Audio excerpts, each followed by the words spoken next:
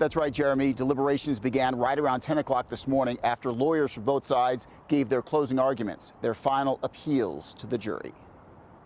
He swerved into a sea of cars that were sitting ducks with nowhere to go. What else was going to happen except for death or people being injured? It could have been prevented.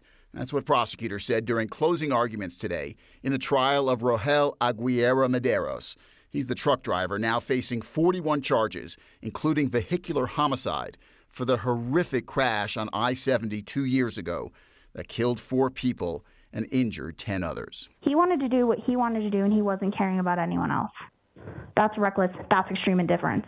Over the course of the 2-week-long trial, prosecutors said Aguilera-Mederos had several chances to avoid the accident, but squandered them all. For starters, they said he continued driving at Berthoud Pass, even though he saw his brakes smoking when he pulled over there. He didn't care about the other people on the road. He cared about himself. Then, about 50 miles later, as he was barreling down I-70 in Lakewood with failed brakes, prosecutors say he could have and should have used one of 4 runaway truck ramps that he drove past, or driven his truck into grassy fields to slow it down. He had multiple opportunities to prevent that tragedy.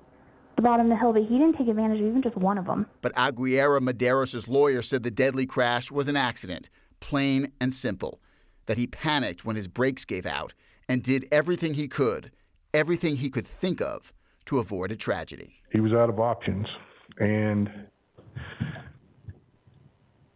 people unfortunately were injured. People unfortunately died as a result of this, but that doesn't make him a killer.